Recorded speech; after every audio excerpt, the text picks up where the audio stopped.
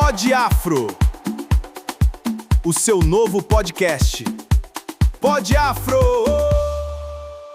Salve família, tudo bem com vocês? Aqui é Caio Negro, idealizador do projeto Afro Leitura, chegando aqui para mais um Pod Afro, com uma convidada muito especial, uma escritora, ó.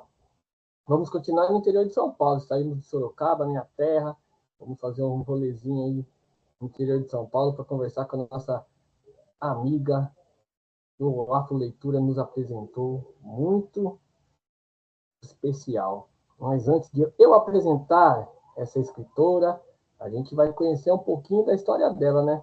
Prepara o lencinho que vem emoção. Salve, salve, minha família!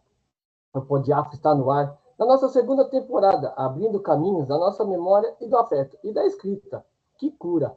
Esse é o nosso quilombo digital, é o espaço onde Fidalga, a ancestralidade preta, se encontra para reescrever a nossa própria história. No Afro Leitura, a gente sempre repete e escreve. Não é apenas colocar as palavras no papel, é escrever e registrar memórias. É resgatar os nomes dos nossos antigos para que eles nunca sejam apagados. É transformar a história da nossa própria família no maior clássico da literatura universal. Em nossa mesa hoje, recebe uma mulher de múltiplos saberes, que carrega no peito o compromisso sagrado de honrar quem veio antes, para abrir caminho para quem está chegando. Ela é fisioterapeuta, pós-graduada em saúde pública, sócia da Odara Modelo, cartomante e, acima de tudo, uma escritora monumental.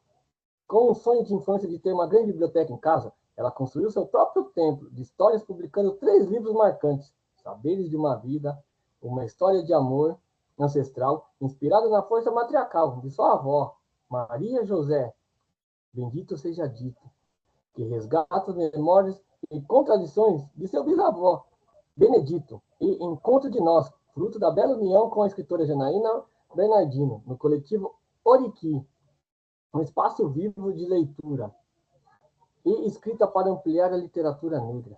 Família, recebam com muito respeito, afeto e profunda referência, hoje no Pod Afro, a escritora e guardiã da memória, Inara Amadeu. Seja muito bem-vinda, a casa é sua! Pod Afro, o seu novo podcast. Pod Afro! Ai, muito obrigada. Não podia recusar esse convite, né? Qualquer oportunidade para falar, eu estou falando. É isso aí, seja bem-vinda. E para começar, se apresenta aí, fala um pouquinho de você, para a gente começar bem lá em cima, bem alto astral, essa negra linda aí, escritora.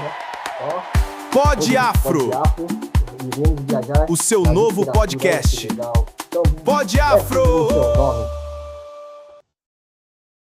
Ai, eu acho que o geralzão, assim, você já falou que resumiu tudo, as minhas multifunções, porque é isso, né?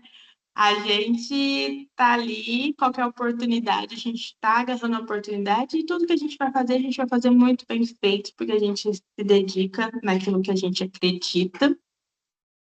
Voltando ali para... Acho que a minha história com a escrita, né, com a literatura, começa desde a infância, assim, porque minha mãe sempre teve muitos livros, e só que a minha mãe sempre gostou de livros espíritas, né? Então, livro infantil em casa não tinha muito. Então, eu comecei a lendo já com os livros mais adultos, né? Então, os livros que falam de reencarnação e lei do retorno, umas coisas muito profundas, não entendia nada, mas adorava. Era o Legal. prazer de ler. Entender já é outra coisa. Alguns eu revisitei depois de adulta, assim, na adolescência, eu já tinha mais repertório para conseguir compreender o que eu estava lendo ali. E eu sempre quis muito escrever, né? Um dos meus sonhos era escrever. Eu fui para a primeira série antes do tempo. Então, aquela parte da primeira infância, da professora sentar e ensinar essa parte de alfabetização, eu pulei. E aí eu não sabia escrever. E eu estava lá na primeira série, Fiquei mais ou menos uns 6 meses sem saber absolutamente nada. Eu só copiava, mas eu não tinha esse Aham. raciocínio. Então, meu sonho era aprender a ler e a escrever. Então, minha mãe me mudou de escola. Aí foi onde eu encontrei uma professora que entendeu essa minha necessidade. Ela foi me acolhendo ali. E a partir daquele momento, eu comecei a escrever histórias infantis. Só que, ai, perdi tudo. Não tinha nenhuma. Tentei achar Ah, nada salvo, nem os textinhos, nem os rascunhos. nada, nada. Era aquelas a Aham, época que tinha disquete. aham. Ah, eu sei bem disso. Eu perdi muitas coisas também. Perdi, mas eu lembro que eram umas histórias muito boas na minha Aham. cabeça. Não, vamos fazer o remake delas aí, você vai puxando assim, daí vai saindo as histórias novas, assim. Isso aqui eu lembro que tinha. Mas eu vou continuar.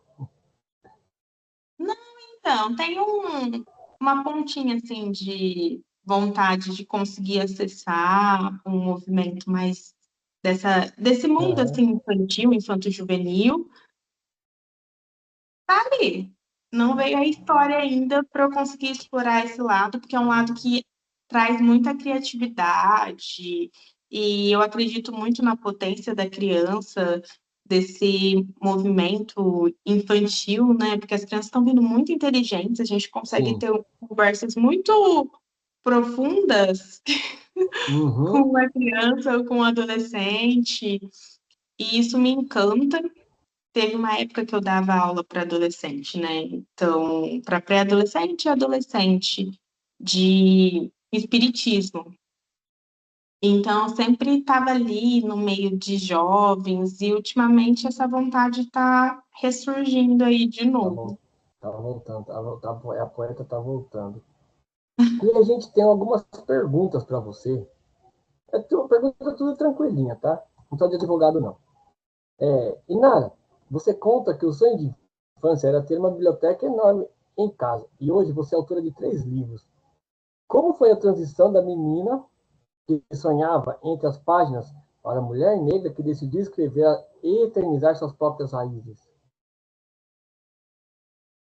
Muito difícil essa transição, porque na verdade eu me perdi ali desse sonho.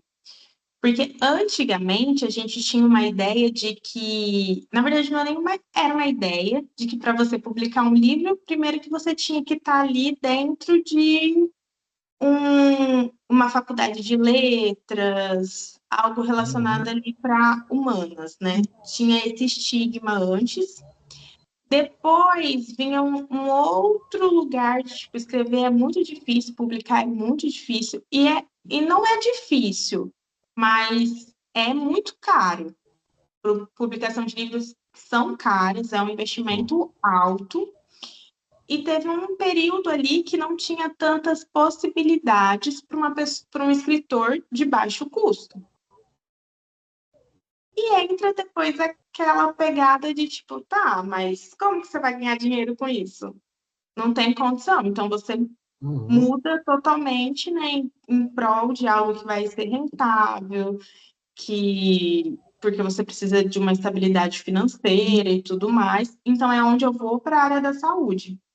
Quando eu vou para a área da saúde, eu começo a consumir muito mais conteúdos relacionados à fisioterapia, à saúde pública, e isso me engessa enquanto escritora. Então, eu parei de escrever e, consequentemente, como entra essa rotina muito doida de prova e não sei o que que tem, eu parei de ler. Então, por um bom período, foi como se a escrita não fizesse parte da minha essência. Eu uhum. retornei a escrever quando a minha avó faleceu e uma amiga minha na época tinha me chamado para ir num terreiro e era gira de preto velho. E aí eu fui, e na hora que eu entrei para conversar era uma preta velha, eu senti muita presença da minha avó. E aí naquele dia, tanto que a personagem do meu livro, eu não coloco o nome Maria, que é o nome da minha avó, chama Catarina, porque é em homenagem também a essa Aham. entidade que me acolheu. que era a vovó Catarina. E quando eu saio dali, eu já começo a escrever. E aí eu paro, Saberes de uma Vida, bem no período que eu paro de ir no terreiro. Que eu fui, Uhum. eles me acolheram e eu não segui ali na casa. E eu fiquei sem cuidar da minha espiritualidade neste campo mais ancestral. E aí a minha escrita bloqueou de novo. Aí eu, tá bom, Uhum. né? Vou deixar ali enrolar. Uma hora eu volto, bloqueio criativo. De repente eu comecei a me boicotar, achei que a história nem estava tão boa assim. E aí sempre tem uns amigos, né? Um amigo me chamou para conhecer o terreiro que ele frequenta. Aí eu fui, voltei a escrever de novo. E aí, nisso, eu fui até todo o meu processo de escrita, foi eu frequentando ali o terreiro e eu fui acrescentando os ensinamentos também que eu tinha ali dentro das gírias, nas consultas. Então, para além de escrever sobre a minha avó, tem todo esse contexto de homenagem aos pretos velhos, que foram as energias ali que eu me sentia muito pertencente, porque eu estava com essa falta, né, de avó. Aham. E o livro ele tem essa pegada também espiritual. Então são saberes ancestrais, né, de o que acontecia ali dentro da minha família, mas também tem os saberes espirituais dentro ali do livro. Então é uma imersão completa às nossas raízes, né? Porque aí deixa de ser só Aham. mim e passa a ser como de um todo. Que da hora, mano. Que introdução máxima de conhecimento. E como você é jovem? Você é jovem. Como que foi para você quando você viu seu livro, saiu do computador, lá da edição, quando você pegou ele na mão? Como é que foi a sensação de você assim, agora eu sou uma escritora, olha aqui meu livro, aqui, como é que foi esse contato com com o primeiro livro? É, o meu primeiro livro, ele vem com uma ansiedade, porque assim, quando foi chegando na reta final, eu fiquei assim, meu Deus, eu preciso lançar, eu preciso lançar, eu preciso ver, não sei o quê. E aí foi tudo numa grande emoção, que eu acho que veio o sonho de infância que voltou, uma necessidade de publicar, foi uma grande loucura, assim, foi um boom.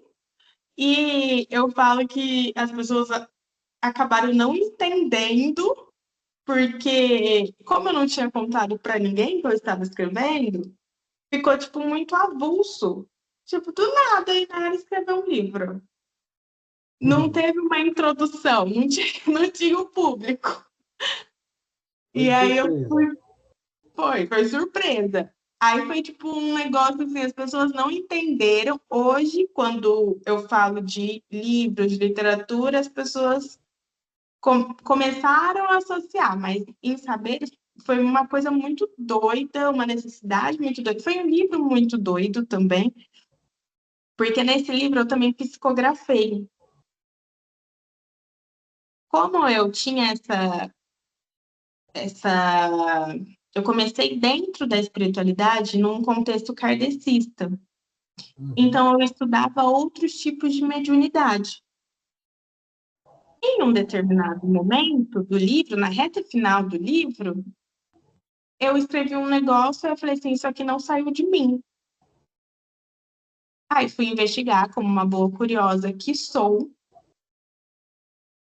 E aí eu perguntei para a entidade, aí ela confirmou e ela falou assim, em breve você vai saber. Mas aí que com este movimento a galera decidiu ser mais assídua, porque eu estava escrevendo, Uhum. mas eu não estava entendendo, estava tipo leve. Depois eu comecei a psicografar realmente. Então o livro ele tem essa pegada espiritual de verdade, então tem mensagens psicografadas do meu preto velho, que ele contextualiza os personagens e a necessidades de cada personagem, de cada história. Então, tem todo esse contexto.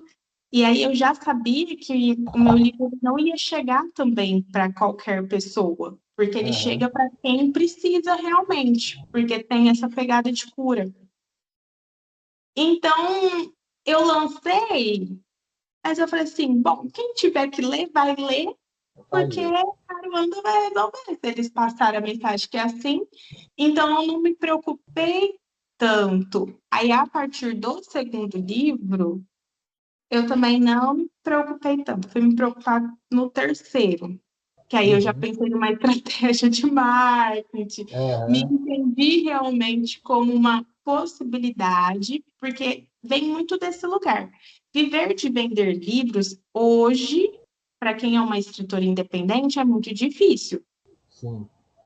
Mas quais são as possibilidades que a literatura me traz? Aí eu me apeguei nesse gancho das possibilidades. Então, com o livro eu posso dar uma palestra, eu posso, que nem a gente está aqui, você está me entrevistando, eu vou atingir o seu público, o meu público vai te atingir, a gente Uhum. vai ter uma troca e ambos vão crescer nesse lugar. Eu comecei a entender a visibilidade também por trás do movimento da literatura, tanto que eu consegui a Feira Preta, né? Eles estavam fazendo uma feira pocket nas regiões, Aham.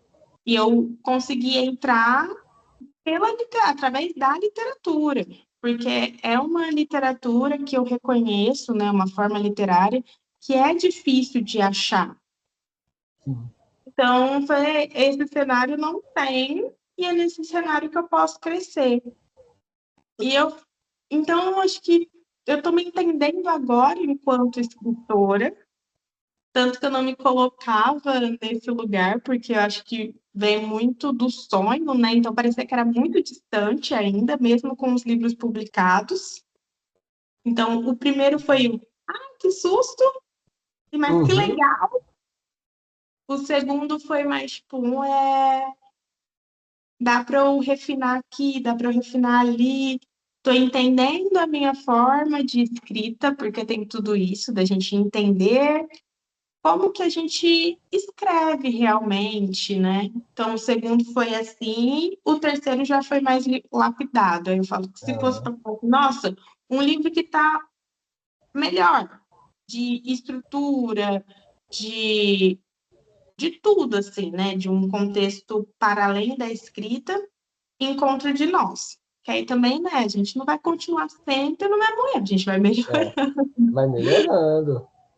Mas e seus livros trazem uma conexão profunda entre literatura e espiritualidade? De que maneira a escrita funciona para você como um canal de aproximação com o sagrado e com seu autocuidado? Tudo assim, né? Primeiro que os livros, eles já vieram, essa parte, né, da literatura, ela já veio com uma forma de curar a minha ferida, de entender todo esse contexto, né? Que nem o segundo livro eu falo da história do meu bisavô, que é do meu lado materno. E eu não tinha proximidade nenhuma com este Aham. lado da minha família. Eu não entendia muito bem a história, não aceitava. Tanto que quando eu entendi que eu tinha que escrever sobre ele, porque ele apareceu através de uma psicografia para mim, eu falei, ué, que loucura! E aí eu fui fazer terapia, eu fui fazer uma constelação para saber se eu ia conseguir escrever sem falar mais ou menos, sem ser enviesado. E foi uma forma de eu conseguir me aproximar da minha mãe. Não que a gente era brigada, acho que Uhum. não tenho problemas nem com meu pai nem com a minha mãe, mas de olhar de uma outra forma, de entender alguns comportamentos que não só da minha mãe, mas da minha avó, de traumas mesmo que ficaram, e a gente acaba transferindo até sem querer, de me entender, porque a gente absorve, né, aquele conhecimento não, né, aquela dor, a gente pega Uhum. um pouco. Tanto que eu tinha muita dificuldade de confiar nas pessoas. E esse meu problema de confiar veio exatamente deste núcleo familiar. Então, a espiritualidade me ajudou muito nesse lugar de amadurecimento, de uma responsabilidade também, porque eu estou escrevendo a história de pessoas que outras pessoas conhecem, não são todos. A maioria dos meus personagens não são fictícios. Aham. Se o personagem não é fictício, alguns acontecimentos foram reais. Reais. Então, você tem uma responsabilidade por você, para não ficar aquele negócio, é uma fofoca? Ela está contando uma fofoca? Uhum. Tanto que foi um dos comentários, né? Tipo, ela tá fazendo fofoca, não vamos conversar mais com ela, porque tudo ela escreve. Eu falei, gente, vocês me dão entretenimento? Vocês me dão, eu sou escritor, vocês não me dão motivo, eu só mudo o nome. Eu só mudo o nome, mas eu só acrescento, só coloco. Eu só fico ouvindo ali nas histórias do ônibus, né? Aí, essa Eu história acho aqui é legal. interessantíssimo. A gente aprende Aham, muito com a oralidade. E a aham. oralidade de família preta é demais, gente. Tem muita Nossa, coisa dentro de um churrasco familiar. sim, sai muita coisa boa e muita coisa ruim. Sai, sai dos dois lados, entendeu? Mas isso é A gente verdade mesmo, se aproveita. torna um quilombo, né? Mas é muito isso, assim. A espiritualidade Uhum, veio para curar a minha ferida, para lembrar também quem eu sou, porque acho que o mercado de trabalho engole a gente, né? uhum, A fisioterapia me engoliu eu amo a físio, amo reabilitar meus pacientes, adoro meus idosos, sou apaixonada neles, mas foi um processo também muito doentio, assim, para mim, porque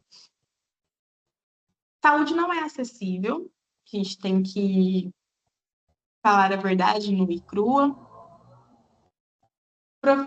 Dependendo da área da saúde, fica menos acessível ainda.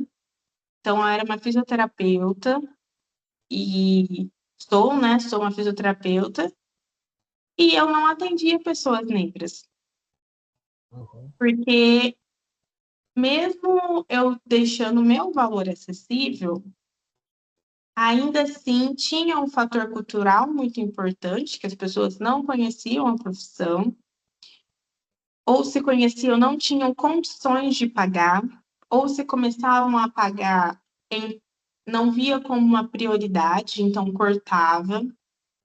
Se eu entrava numa clínica, as pessoas da clínica não se incomodavam de não ter pacientes negros, Aham. porque para eles estão vivendo a vida deles, o dinheiro está Já entrando era.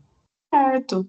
Quem se incomodava era eu, que eu não me identificava nem com os funcionários, nem com os pacientes, e eu Aham. ficava ali tentando conseguir trazer os meus. Até eu entender que eu tinha que arrumar uma outra coisa que pudesse suprir essa necessidade minha, eu bati muita cabeça. E aí os livros vieram em contramão Ajudado. disso, tipo, Aham. uma profissão de conforto, sabe? Era onde eu me refugiava, né? E quando, assim, uma pergunta agora, essa não está no script, a pergunta pessoal minha. E quando o paciente entrava na sala, via que era uma mulher negra, você já percebia que rolava um preconceito? Você sofreu muito preconceito? Ou, Isso. ou você não fingia que. Ou você chegava naquele lá e falava assim: ah, essa me olhar assim, agora também vou te judiar, dá um apertadinho assim. Olha, eu lembro de uma vez que, na verdade, sempre acontecia das pessoas perguntarem se eu era estagiária, Uhum. e a Fisio não tem estagiário. Então, ou só tem estagiário no processo de graduação. Depois não vai ter um estagiário, é contra o CREFITO, né? Enfim, contra as leis da fisioterapia mesmo. Então, se você está dentro de uma clínica, você é o fisioterapeuta. E era incrível. Eu era sempre a pessoa que não tinha a capacidade e eles gostavam de testar muito meu conhecimento, então eles perguntavam muito, para saber se eu sabia o que eu estava fazendo. E também teve uma vez, eu estava até pensando, né, hoje, inclusive, nessa situação, foi que uma cuidadora, eu trabalhava num asilo não é asilo, tá? Quando é rico, não é asilo. É casa de repouso. Casa de Uma casa repouso. de repouso e tudo mais. Isso. E a cuidadora falou assim para mim: ai, mas você não é negra. Eu falei: quê? Ai, Então você não, não é Luiz. negra. Eu falei: eu não sou? Ela, não, imagina, você é bonita.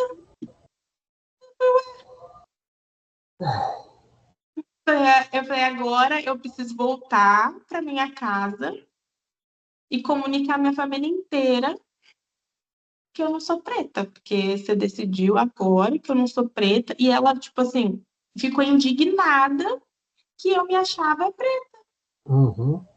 E aí entra tipo assim, eu tô aqui porque assim como ela, outras pessoas não me viam tão preta. E olha que eu sou retinta, gente. Tem como? Retinta. É uma preta retinta. Não tem dúvida. Mas outras pessoas também me viam como uma não tão preta assim. Uhum. E eu acabava transitando nesses dois mundos. E a área da fisioterapia não tem, por exemplo, como a psicologia, que tem um campo de atenção à saúde da população negra, onde as Uhum. pessoas vão buscar esses profissionais e tem um acolhimento. Não existe em nenhum setor dentro da físio. Então, ninguém liga, ninguém se importa. E, nossa, tem tanta coisa. É. Teve uma vez que uma paciente não quis ser atendida por mim também. Aí eu já estava meio de saco cheio também, nem insistia. Não dá para dar uma judiada, não? Na hora que você for lá fazer a fisioterapia da pessoa, a pessoa já olha assim, você já fala assim, é? Então pera aí que eu vou fazer uma sessãozinha bem legal com você aqui, só para você se sentir um pouquinho, aqui, um pouquinho de dor. Não dá para fazer uma pegadinha lá no músculo assim, não tem como não. Se em si, gente, é dolorida. Fisioterapia é Uhum. dolorida. Meus pacientes sentem dor. Eles me xingam até.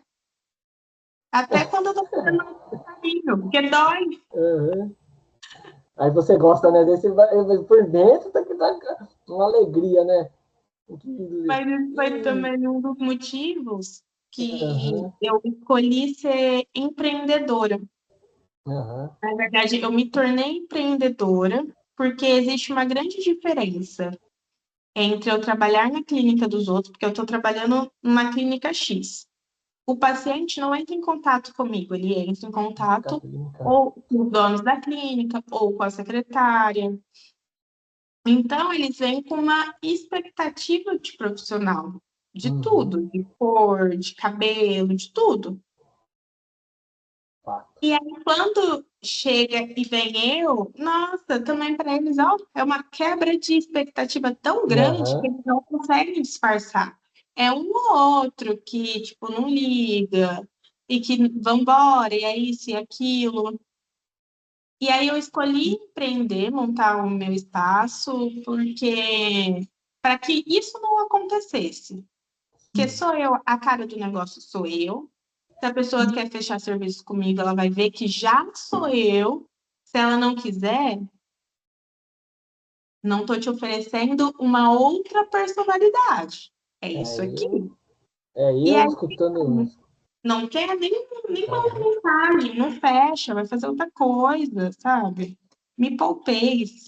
Tô assim, Uhum. me poupando. Não me desgasto mais. Se quiser chegar no escritório, aqui no consultório chega aí, vai escutar um fundo de quintal aqui, entendeu? Vai ter um Jorge Aragão, vai ter um Racionais, se não quiser também não vem, entendeu? É isso, eu Porque ponho o que eu assim, quero. quando a gente monta o nosso espaço, tem que ser da nossa cara mesmo. É nosso, é nós por nós sempre. E aí, quando a gente tem, eu tenho que agradar a sociedade. Não, tem que agradar eu mesmo. Entendeu? E é legal essa questão aí que você falou do seu. A gente vai chegar nessas perguntas ainda. E nada. E a gente tem eu tenho algumas curiosidades. O resgate da família, o espelho da sociedade. No seu livro, Em Saberes de uma Vida, você homenageia sua avó Maria José da Silva. Portanto, é a força das matriarcas. Qual é o maior aprendizado que a sua avó te deixou e que hoje você faz questão de perpetuar na sua literatura? A fé. Minha avó era Uhum, uma mulher de muita fé. Então, assim, na casa dela, ela sempre marcava de rezar, ela fazia terço. Eu detestava terço porque eu achava muito longo. Eu nunca fui muito católica, mas ela sempre estava lá. E tem umas coisas que eu falo, gente, como a gente é assim, ó, uhum, desligada. A minha avó, ela rezava, colocava na Rede Vida. Ela colocava o café preto velho, porque nunca soube, mas ela nunca, uhum, ela ligava, né? Mas tinha o cafezinho dela para preto velho ali na cozinha. Era o padre Marcelo, qualquer padre, estava lá na televisão, ficava a manhã inteira. De sábado a gente ia para a missa, ela levava a gente na missa.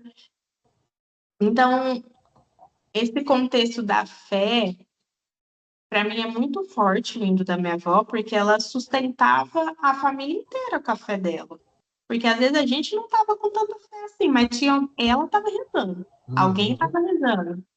E, e a casa dela, quando ela faleceu, eu falo que ficou escura. Mas escura porque eu acho que o movimento era dela, né? Esse contexto Aham, da limpeza energética, da fé, vinha muito da minha avó. E a gente também não teve essa sensibilidade de entender a importância daquilo. A gente só deixava ela fazer as coisinhas dela. Mas para mim acho que é o mais importante, assim. aham. Que legal. Então, eu já vou emendar outra, então. Já que falamos da avó, eu tenho uma história muito legal, que a minha avó, eu sou do hip hop aqui de Sorocaba, eu tive muito orgulho de ser neto da vovó do hip hop de Sorocaba. Então, é, eu vim de uma família que todo mundo curtia baile. Minha avó, minha mãe, aí eu passei para minhas filhinhas também, gostam de sair, gostam de curtir. E quando você fala de vó, já vem ela na cabeça, assim, sabe? Eu levei ela para fora do hip hop do interior, eu levei ela para casa do hip hop de Diadema, e ela gostava, ela faleceu em dezembro, né? Em novembro a gente teve a semana do hip hop. Foi a última vez que minha mãe e minha avó foram nos eventos. E eu lembro que foi no show da família, ela começou a causar lá com os caras da família lá.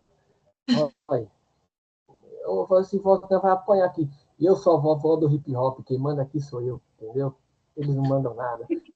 Ela E era uma faz o que ela relação super quer, legal. gente. Você é muito boa, É, é. eu lembro bem, eu era bem criança. Ela desfilando na escola de samba 28 de setembro, de Baiana. Depois minha mãe desfilou de Baiana também, mas eu lembro bem, eu puxo na memória, assim, eu lembro ela descendo a rua principal aqui do centro, com a 15, de Baiana. E rodando, foi assim, depois não aguenta ficar lá com o joelho lá. Mas é legal esses momentos afetivos que a gente tem. E já em Bendito Seja Dito, você resgata a história do seu bisavô Benedito Guimarães, trazendo um olhar corajoso para as contradições humanas e para as marcas de uma sociedade adoecida. Como foi o processo de encarar a história dos homens da família e transformá-lo em literatura? Nossa, foi uma expectativa assim, porque, resumidamente, meu bisavô era casado com a minha bisavó e eles tiveram 5 filhos. E na época eles moravam ali no Sumarezinho, acho que era Sumarezinho. Aham. Só que era casas meio que de cortiço e tal. E minha avó tinha uma melhor amiga, minha bisavó tinha uma melhor amiga. E aí meu bisavô começou a se relacionar com a melhor amiga da minha bisavó. Ela chamava Pasqualina. E aí ele muda de casa, né? Aí ela descobre e ele muda para casa do lado.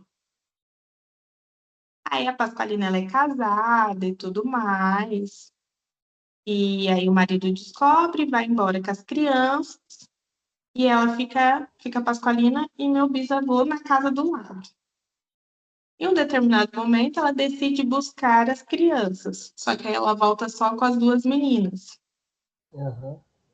E aí meu bisavô começa a se relacionar com a filha mais nova dela, a Nilce. E aí ele descobre, a Pasqualina larga dele, ele fica com a Nilce. Com a Nilce ele tem mais 4 filhos.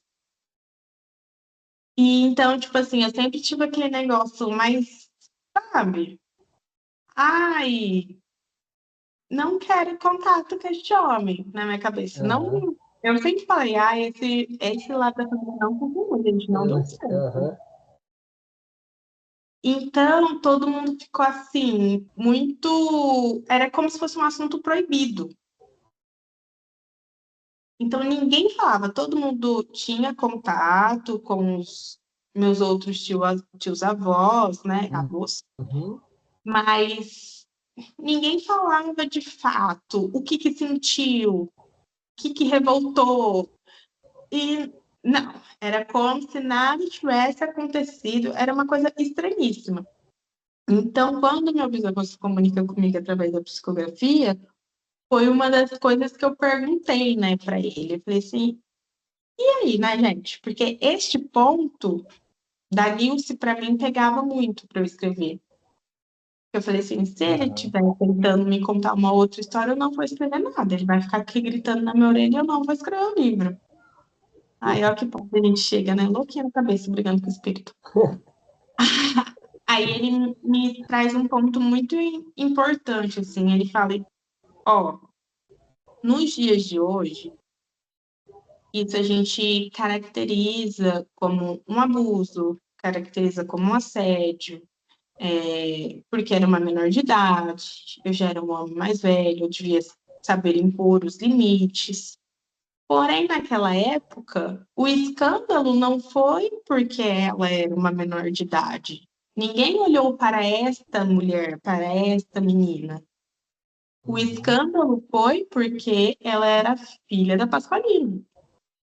Uhum. Então, foi um negócio tipo: estou adultizando uma menor de idade, ela ficou como a sem vergonha, ela ficou como a que deu o troco, mas em nenhum momento houve um acolhimento para Nilce. Então, foi isso.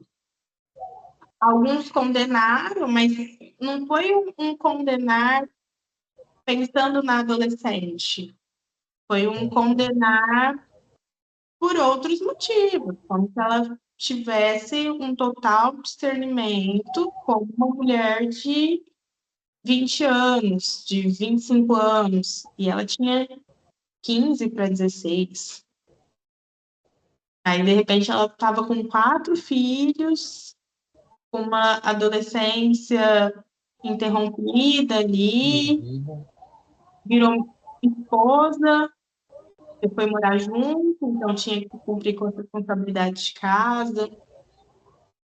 E, então foi um livro que ele pega neste ponto, que é um ponto também que não está muito longe da sociedade como um todo. A Aham. gente encontra muitas histórias nesse lugar.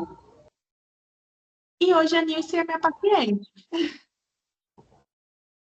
Imagina todo mundo sentado em família, ela chega com o livro lá. E como é que foi a reação do povo?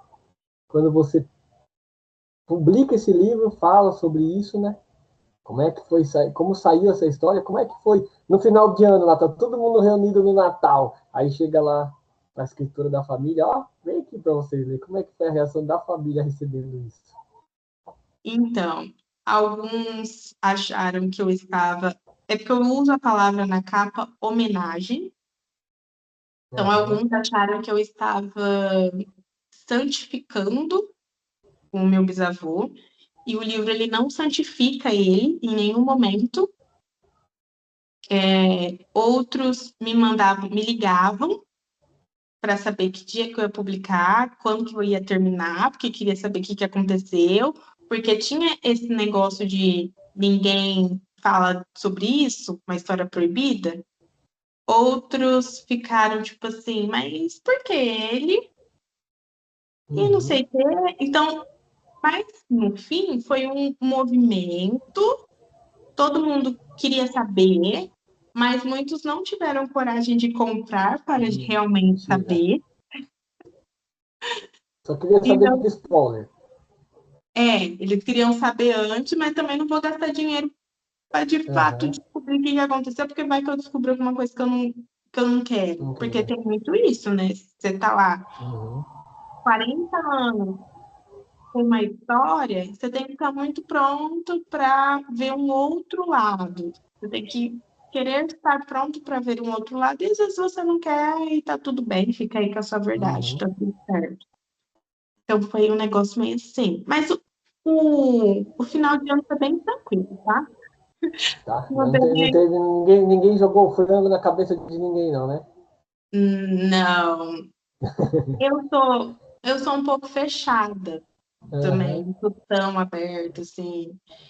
Então as Aham. pessoas, elas chegam, mas elas não chegam tanto. Eu sou muito simpática quando quero, mas às vezes eu tô com preguiça. Então eu fico bem na minha, se quiser vir, conversar, Aham. perguntar, falar normal. E eu sempre deixo muito claro, né, para as pessoas que eu não vivi aquela época. Sim. Então, para mim, é muito mais fácil escrever, é muito mais fácil acessar, porque eu só estava ali com as sequelas. E é Uhum. uma sequela de uma terceira geração, né? Terceira, né? Já vou terceira. É. Aham. Uma sequela de. É Vivo. Aham, diferente. terceiro. Indo pra quarta. Aham. Eu não convivi, eu não peguei ele vivo. Já é uma outra energia, um outro contexto, é diferente. A minha mãe, ela revisou meus dois primeiros livros. Quando ela descobriu que era meu Aham. bisavô, ela não queria. Deu o que fazer para ela revisar. Eu falei, mãe, eu não tenho dinheiro para pagar uma revisadora. Aí disse a senhora, pelo amor de Deus. Aham. E foi para ela, foi muito difícil, mas o livro curou esse lado dela também. Então, hoje ela não Uhum. tem mais mágoa, não tem esse sentimento. Ela entendeu um outro lado, um outro contexto. Vamos dizer que o livro, o medo era maior era separar e o livro acabou unindo, né? Porque ele mostrou algumas verdades que a família acho que às vezes não está pronta para ouvir, que nem você falou, né? E o livro até trouxe esse afeto familiar, aí assim, vamos, né? Vocês não querem saber o que aconteceu?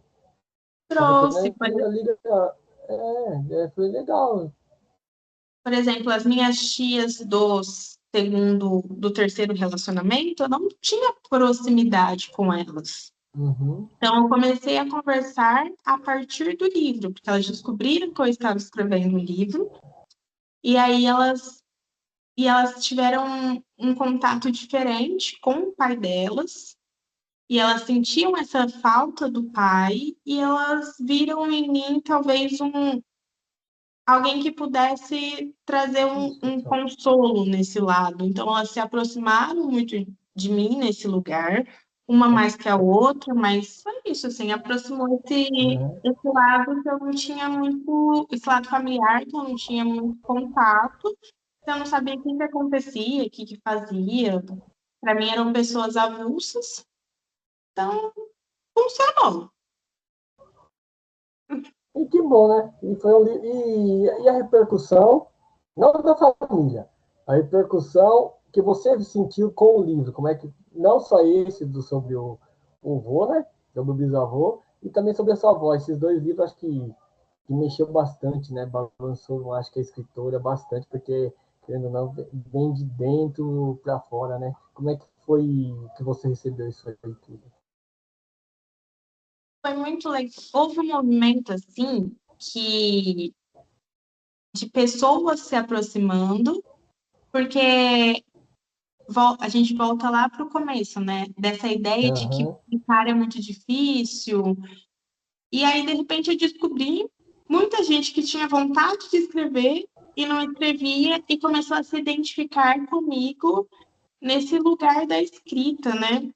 E é muito legal, de repente, tão nova, e em algum lugar ser uma referência, estar ali dando visibilidade para a literatura afro-brasileira.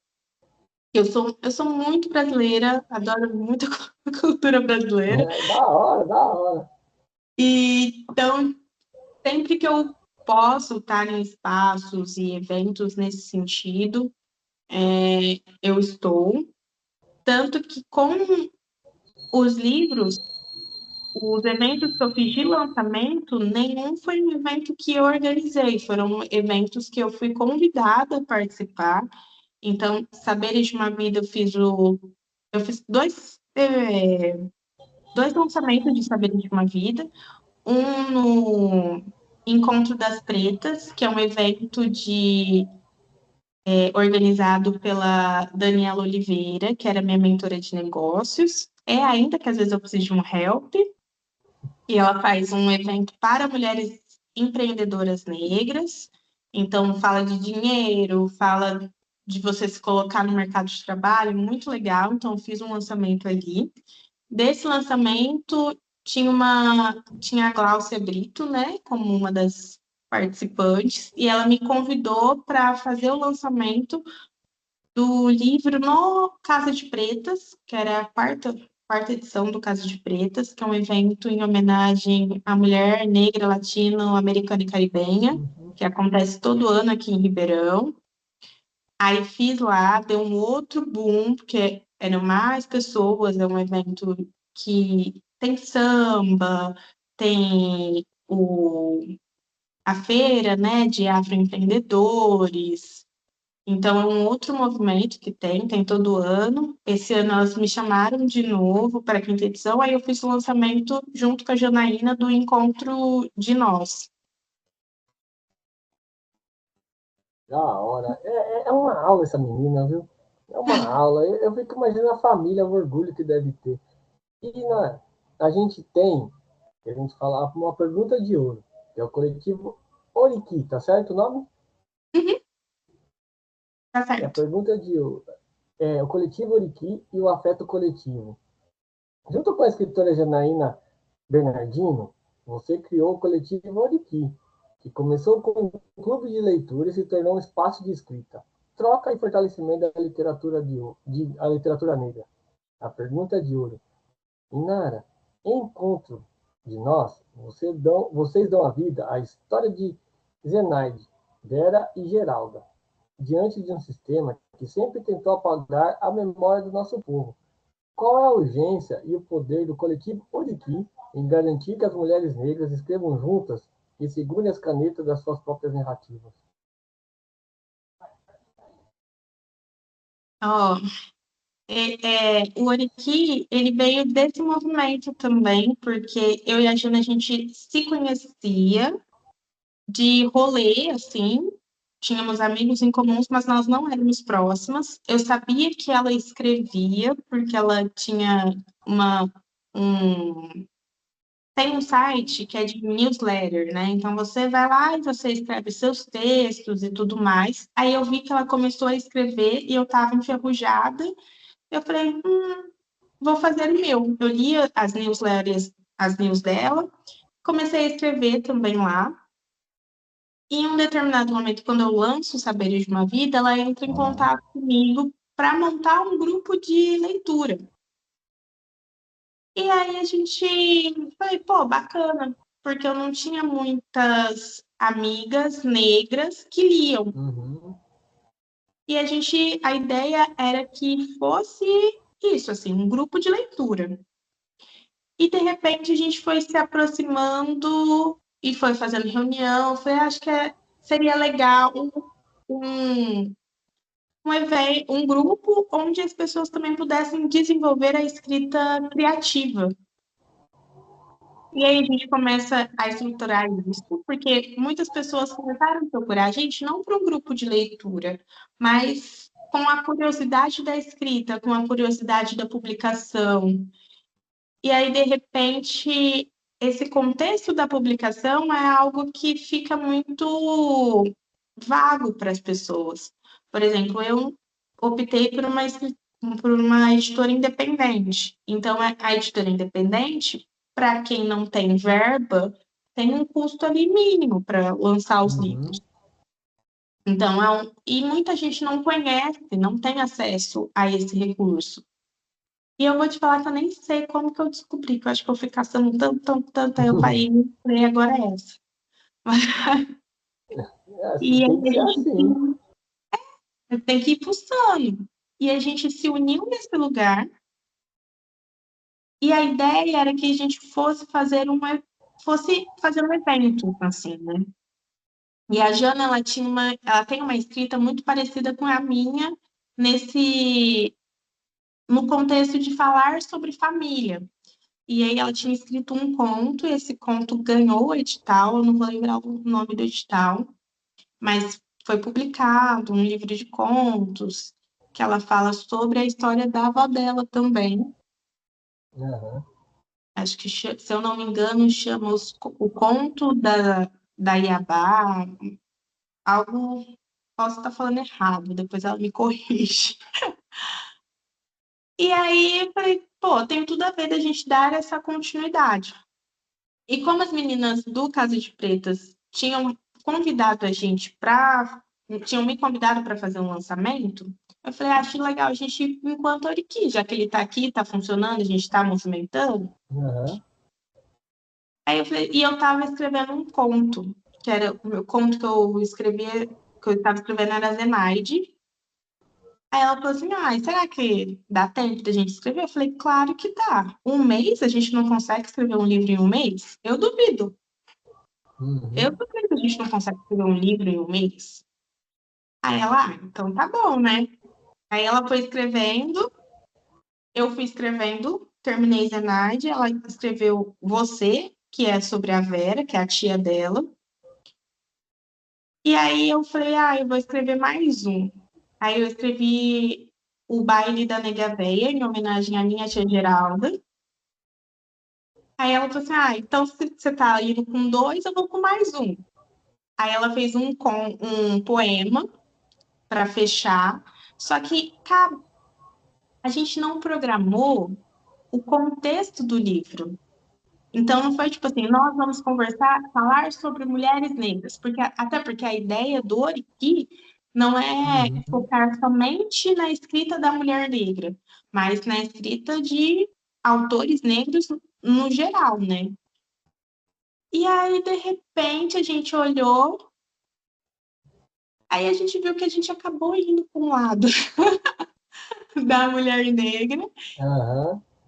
e as histórias se casaram, assim, de uma certa forma, né? Porque a Zenaide é uma personagem que eu falo dela num período da escravização, né? Então Uhum. ela começa criança e ela faz a travessia, então tem todo este contexto. Então, de uma certa forma, a Zenaide acaba ali sendo uma empregada doméstica, né?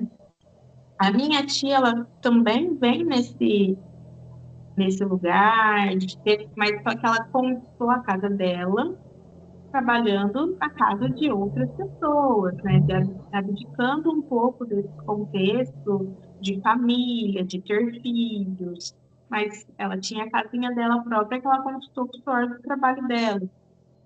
E a Vera vem nesse mesmo contexto, né? Então, além da força da mulher negra, a gente traz esse contexto das mulheres que abdicaram um pouco do seu prazer. Meta Geraldo não abdicou muito, não. Ela era, tipo assim, ó, pra frente. Mas a Não. gente traz esse contexto, assim, casou tudo, Aham. dançamos. E aí, eu fiquei sabendo por umas fontes que a gente tem, que a gente mandou lá, uns espiões, que Vossa Senhoria também é modelo.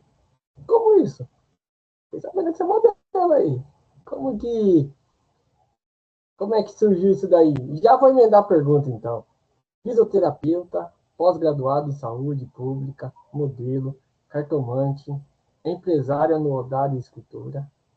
Como todas essas facetas, Dainara se conecta no dia a dia para cuidar do corpo, da alma e da mente das pessoas. O modelo foi um grande surto, assim, veio literalmente do nada, mas eu tinha. Ai, todo o meu contexto vem muito desse lado espiritual, né? Aham, Então, eu tinha ido numa gira de Exu, aí o Exu falou para Cambone, não foi nem para mim. Aí ele falou assim: nossa, ela tinha recebido uma oportunidade de trabalhar com. Falou da linguagem dele, né? Com esse negócio de foto, nananã. E ela não achava que ela era bonita e ela recusou, ela não deu bola. Aí a Cambone falou assim: não, mas e se ela for atrás agora? Não vai dar certo, não sei o que, ela não consegue? Ele não. Agora ela vai ter que ela vai ter que trabalhar com a cabeça dela, porque com a beleza ela não quis. Aí aham. tá certo esse negócio? Aí ele falou assim, era para você ter viajado e não sei o quê. Eu falei, não é possível um negócio desse. E fiquei aqui, ó, indignadíssima, que poderia ter sido a chance da minha vida, e eu Sim. dispersei por uma falta de autoestima mesmo, né? Porque eu nem dei bola realmente, achei que era para pegar meu dinheiro, que eu já nem tinha. Não dei bola, caguei. Caguei. Depois de uns dias, começou a ficar aparecendo no meu Instagram Aham. coisa de modelagem, modelagem, modelagem. Eu falei, não é possível. Aí me inscrevi em um. Nisso, um outro me chamou. No mesmo dia, eu achei que eu estava conversando até com a mesma agência, quase fiz confusão. Mas aí teve uma agência que falou assim: vem fazer o curso. E, inclusive, eu falo para todo mundo, principalmente para pessoas negras, para as pessoas que têm baixa autoestima, façam um curso de modelagem. Uhum. Porque é um curso que ele te empodera em vários níveis, em questão, porque eles vão falar de questão de posicionamento, de como você tem que andar com segurança, do não abaixar a cabeça. E aí, o não abaixar a cabeça, eles não estão nem aí. Neste contexto, eles não estão nem aí para a cor de sua pele. Você tem que andar direito. Como que você vai andar na passarela com a cabeça baixa? Você não pode, tem que estufar o Uhum. peito. Nananã. É quase um coach da autoestima, fazer um curso de modelagem. Aí eu falei, pô, legal, acho que dá para ser. Aí terminei o curso foi gratuito. Aí eu é, fiz o desfile de formatura. E aí, andar na passarela é um negócio, assim, muito louco. Eu Aham. não sou perfil de passarela, né? Foi só por conta da proposta mesmo da formatura. Mas andar na passarela também te dá um negócio, assim, de, tipo, eu cheguei. Não Ó, interessa. lá em cima. É, Aham. eu cheguei, pronto, acabou. E a gente literalmente se transforma nesse curso de modelagem. E assinei com a agência e tô... Essa é minha poeta, minha escritora é demais. Ó, fazer o convite aqui já para Janaína, no próximo Pod Afro, e vocês duas, tá? Tá bom, Tá? combinado. Vai ser, vai ser uma temporada que o Pod Afro convida e o convidado convida, tá? E a Jana é jornalista, Tá? ela vai adorar. Vai ser Pod Afro convida, o convidado convida. Já estamos aí com dois escritores, mais 60 a mais do Almério, que já está Vai ser confirmado. massa. E minha querida amiga Regina, que também falou que vai participar com o Almério, dois escritores 60 a mais, que tem uma história de vida muito legal. o seu Almério começou como escritor depois de uma depressão por causa da bebida alcoólica. Então, um escritor que fera. Um senhor gente boa, foi meu primeiro entrevistado no Pod Afro. Esse Almério, ele, ai, cara, mas eu não sei mexer na internet. Não, esquenta a cabeça que a gente vai fazer. E aí foi uma entrevista legal pra caramba. A Regina, uma escritora também, que começou na USP, Leste USP Leste, lá na USP, falou que tinha vergonha de falar. Aí a mulher se apresenta em slam, vai se apresentar na Bienal do Livro, vai lançar o livro dela na Bienal, faz dança do ventre, eu mandei para ela, isso porque tem vergonha, tá? Ela, Não, mas não, mas eu é outra tenho, você coisa. tá. A vergonha a E é gente tem, mas a gente legal. é obrigada a desenvolver. Falei para ela, o dia que eu entrevistei ela, falou assim, não, mas nem parece, não, Caio, foi o meu primeiro podcast que eu participei, assim, amei desse, então, vai vir assim, olha, isso é um médico. Depois eu vou até mandar o contato dela para você trocar ideia com ela, que você vai amar, Regina. Uma pessoa de boa pra caramba. E estamos chegando no final do nosso Pod Afro, com essa conversa maravilhosa. E nós temos uma pergunta, essa é de coração mesmo. Uma pergunta que a gente sempre deixa para o final, para deixar o convidado. Os dois últimos choram. Deixa eu ver. Miss Black chorou quando eu perguntei para ela. Dandara, também outra. Depois você procura Dandara Flor de Lopes. Ela é uma baronesa de cargo de baronesa mesmo. Vinda da família, não sei da onde. Eu brinco para ela que ela é minha amiga de sangue azul. Por causa que ela tem um trabalho com moradores de rua, assim, mulheres e com a autoestima baixa mesmo, e ela volta com a autoestima da mulher, e ela trabalha. É à toa que o nome do projeto é Dandara Flor de Lopes. É um trabalho maravilhoso. E aí, a duquesa, acho que é duquesa o nome que se fala, deu o cargo para ela de baronesa. Ela é uma baronesa, mesmo da família de Dom Pedro. Sei lá, ela falou o nome lá, só que eu sempre esqueço. Alguém tem que escrever o livro da vida dessa mulher. Ela tem que escrever É, o livro da vida dela. e a vida dela, quando ela participou aqui do Pod Afro, chorou eu, ela e o filho dela.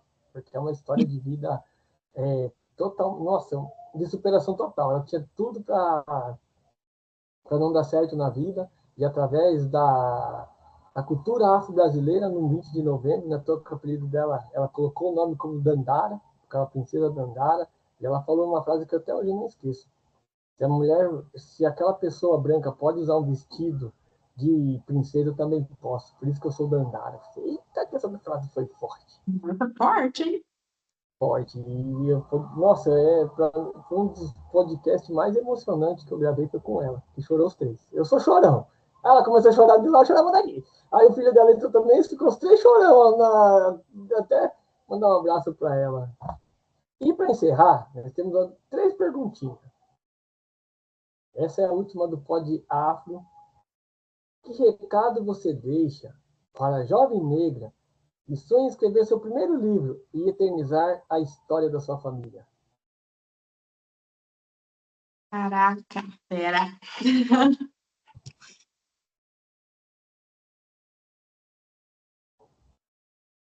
Que vocês não desistam dos seus sonhos. E todos eles, porque a gente não cabe em uma única caixa. A gente não veio nessa vida para caber em uma única caixa. Então, se vocês têm o sonho de escrever, que vocês escrevam. Se vocês têm o sonho de dançar, que vocês escrevam, que vocês dancem, que vocês façam aquilo que vem do coração e coloca a sua identidade, coloca a sua força e, principalmente, uma frase que eu falo para mim todos os dias: quem tem que acreditar é a gente. Ninguém precisa acreditar no nosso sonho, ninguém precisa acreditar que vocês conseguem. Quem tem que acreditar é você, porque se você acreditar, você se movimenta em prol daquilo que você almeja. Eu acho que é isso. Legal. Da hora, né? E agora a pergunta de milhões. Quem é Inara Amadeu? É só tudo isso e estou descobrindo. Eu acho que eu sou uma eterna reticência. Não vejo Ponto final. Adoro trabalhar com a cartomancia. Eu nem gostava de cartomancia e hoje eu amo, adoro meus clientes das cartas. Com a mesma intensidade que eu adoro atender idoso, atendo idoso, na sua grande maioria, demenciado, então atendo Alzheimer, enfim, todos os tipos de demência, então eu me divirto muito. Eu acho que se fosse para falar o que é na área de diversão, eu sou muito doida, assim, no meu dia a dia, porque a minha profissão é muito maluca. E eu gosto disso, eu gosto de desafio. Ai, não consigo ficar quieta, então é por isso que eu tenho 300 profissões, porque eu invento moda. Se eu acho que eu tô ociosa, eu invento moda, eu caço rolo. Caço rolo no sentido, assim, de caçar Aham. coisa para fazer. Isso. E estou descobrindo ainda que a gente nunca sabe totalmente o que a gente é, ainda bem, porque senão a gente não ia ter coisas novas para fazer, gosto Aham. de aprender. Então é isso, uma reticências. E aí, tá vendo, família? Foi mais uma aula do nosso Pod de Afro com mais uma escritora. Queria te agradecer em nome do Pod de Afro, do Projeto Afro Leitura, a Raíssa e a Liva. Estão lá lendo, lá bagunçando lá. Tô ouvindo daqui as duas lá. Esse livro é minha vez de ler. Ah, não, estão lá brigando para ler. Pelo menos estão brigando por ler. E, para encerrar, como é que faz para te achar? Os seus livros, rede social. Agora é o momento seu, brilha, desde que você está na passarela aí, finge que eu não estou aqui. O momento é seu agora. Manda beijo para quem você quiser. Agora o momento é seu. Ó, vou colocar para quem quiser fazer trança, unha, massagem relaxante. Aí vocês vão seguir o perfil Odara_Spa. É um salão de beleza, em conjunto com as minhas irmãs. Então, quem faz as tranças é a minha irmã Dandara, quem faz as unhas é a minha irmã mais nova, Mariana. Então, a gente trabalha em família. Vocês veem que a família aqui, ó, está em Aham. todos os meus núcleos profissionais. Quem tiver precisando de auxílio, em qualquer campo, tem a cartomancia, eu jogo tarô também, a gente faz um acompanhamento, eu jogo tarô para negócios, porque eu gosto de trabalhar com empreendedor, porque a gente tem que ganhar dinheiro, a gente tem que fazer aqui, ó, Sim. a nossa vida prosperar. Então, eu trabalho não pensando na cartomancia enquanto previsão, né? Tipo, o que vai estar acontecendo amanhã? Não. Mas quais são as ações que vocês precisam fazer para que aquilo que vocês querem aconteça, o que está no seu campo energético, o que tem saído da sua preocupação para que as outras coisas comecem a fluir. E os livros também, o link de compra está no meu perfil e na Amadeu. Lá vocês vão encontrar cartomancia, tarô, literatura, tudo lá organizadinho para vocês. Aí vocês veem o que vocês querem. Se tá com dor, dá para resolver. Se é dor emocional, também dá para resolver. Estou fazendo Aham. assim. Da hora. A gente vai colocar todas as redes sociais dela lá na descrição aqui do vídeo aqui, para quem quiser acompanhar o trabalho dela.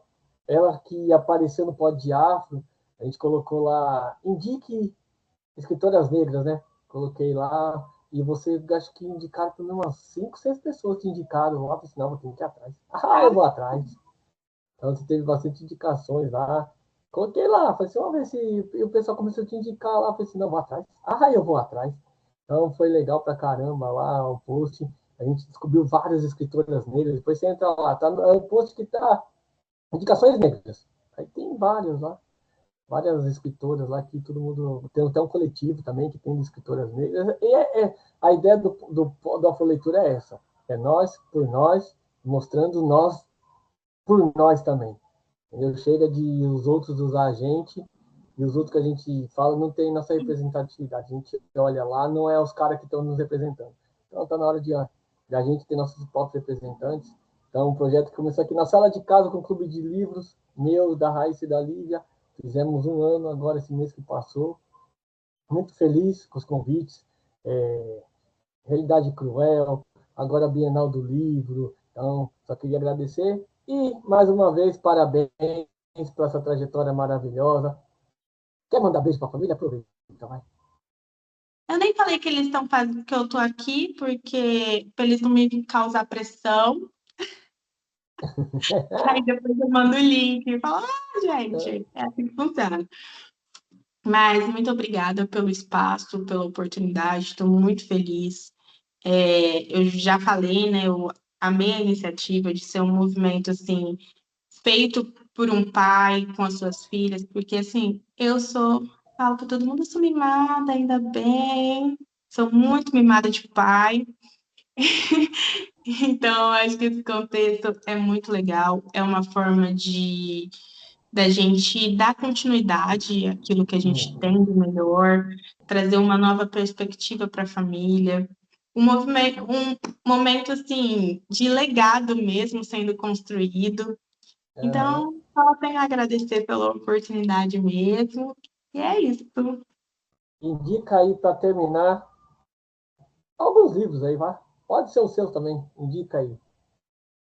Eu vou Essa indicar um pergunta é... livro que eu acho que não está aqui porque eu emprestei para o meu tio, mas um livro que eu acho que é a Bíblia, assim, que me despertou um pouco para o meu lado escritora, que é Um Defeito de Cor. Então, assim, gente, é grande, mas tem que ler. E os seus também, né? Indica os seus Os aí, meus ai, família, têm. tá vendo? Ela não faz ela faz a promoção dela do escritório, do consultório, da cartomante e da literatura ela esquece. Divulga aí, Então, aproveita. meus livros, ó, eu não tenho um livro, já vendi todos, não tenho um livro físico aqui para mostrar para vocês. Mas meu primeiro livro é Saberes de uma Vida, que eu falo sobre a minha avó. O Bendito Seja Dito, ele é uma continuação, apesar de ser um outro núcleo de família, mas é em questão de profundidade, ele é uma continuação de Saberes de uma Vida. Então, eu estou montando aí uma trilogia. Está saindo um terceiro dessa linha. E O Encontro de Nós é um livro curtinho de contos. São 3 contos de mulheres negras. E a gente traz para esse contexto realmente da, da mulher negra enquanto matriarca, em todos os contextos. Queria dizer que aqui a gente não traz a maternidade, mas não é porque essas mulheres. Na verdade, a Vera é mãe, mas a gente trouxe a Vera porque ela é a tia da Janaína, e eu trouxe a Geralda porque ela é minha tia. Então, a gente fala desse contexto da maternidade também, não só biológica, mas dos sobrinhos que a gente tem, ter as referências ali, né, em um outro contexto, porque muitas famílias são criadas por vós, por tias, não somente por mãe e pai, ou só mãe. E é isso. Leiam escritores e autores negros de várias culturas, mas principalmente da nossa. Com certeza, vamos divulgar o nosso. Eu conheci o Jimmy, que é um escritor de quadrinhos, mano. O cara faz quadrinho. Que da hora, eu tava trocando ideia com ele lá. Muito massa, Então, muito massa. queria te agradecer mais uma vez em nome do Projeto Afro Leitura, essa aula. Na próxima temporada vem você e a Janaína, tá? Já fala para ela, assim, Jana, a gente vai participar lá do Caio Negro lá. Quem sabe com a Raíssa e com a Lívia junto também, né? Vai ser uma bagunça, meu Deus do céu. E é assim, ela não gosta de gravar. A Lívia, ela não gosta. Mas se eu falar para ela, senta aqui do lado, play. Se transforma. Mas é isso, é porque é um outro contexto, desperta A outras hora, coisas. eu tava lá com o Marcão, lá do DMN, lá do Realidade. Eu falei assim, Marcão, tá com vergonha, né? Assim, ela nem olha pra mim, calma, gravando. Aí a primeira pergunta o que você acha do hip hop no Brasil? Ele assim, Ela guarda o tesouro dela. Tá totalmente certa. Não precisa eu, também ficar gastando antes da hora. É na hora que eu tem que falo, fazer. Eu falo para ela que ela é minha Maju Coutinho, porque abriu a boca, nossa senhora, a minha se transforma. E eu queria te agradecer mais uma vez em nome do Projeto Afroleitura. Você que participou da série Páginas Periféricas, coincidiu lá de mandar o certificado para você. Espero que você tenha gostado de participar dessa série. É uma série simples que a gente começou para ver. Na verdade, essa série era para ser só um mês. Já vai fazer um ano já de projeto, dentro do projeto Afroleitura. E aí, se você quiser indicar escritores para nós, você manda para a gente lá, não só escritores, a gente também tem uma outra série que chama Personalidades Negras, onde a gente entrega, faz esse certificado para pessoas que não são famosas. Vou dar um exemplo da Dona Geralda, lá de Minas Gerais, que ela tem um brechó. E eu homenageei e ela se emocionou pra caramba. Ela é militante desde os anos 70 lá, e ela gostou pra caramba. Então a gente está nesse propósito de homenagear pessoas que estão perto de nós. Homenagear famoso é fácil. Os caras toda hora estão aí recebendo o prêmio. Não, agora a gente tem que falar com os nossos, aquele que a gente vai olhar, como diz minha querida mãe, na bolota do zóio. Então, para mim é um prazer enorme ter você aqui no Pod Afro. Espero que seja o primeiro encontro de muitos. E, se Deus quiser, a gente vai se encontrar pessoalmente para te dar um abraço, te dar um cheiro, como diz minhas amigas da Bahia. E a gente vai se falando muito. Em nome do projeto Afroleitura, queria te agradecer imensamente. Antes de terminar, queria agradecer nossos patrocinadores que estão aí. Mundo do Chaveiro, Relação Periférica, Fogaça Regina, Estúdio Beauty da Renatinha, Curtis Mendes, Cabe Design, Pizzaria e Batataria Cristal e Restaurante Nova Vida. Muito obrigado por acreditar no projeto Afroleitura. E já sabe, família, se inscreva no canal, curta, comenta, compartilha, faz tudo aí igual a Liva e não deixa de ativar o sininho, se inscreve aí, faz tudo igual a Liva, que a Liva é desse jeito. O que você tem que fazer, Liva? Se inscrever no canal, comenta, compartilha, faz tudo aí que estamos juntos.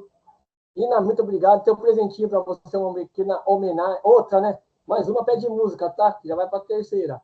E aí a gente vai mandar para você. É de simples, é de coração, para ficar registrado esse momento, tá bom?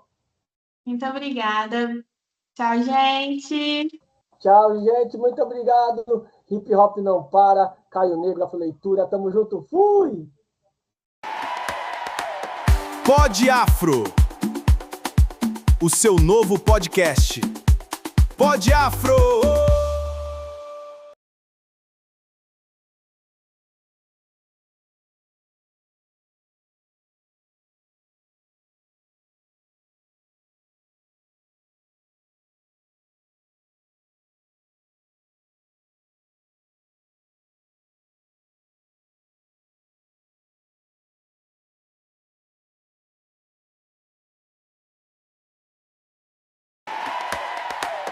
Pod Afro. O seu novo podcast. Pod Afro!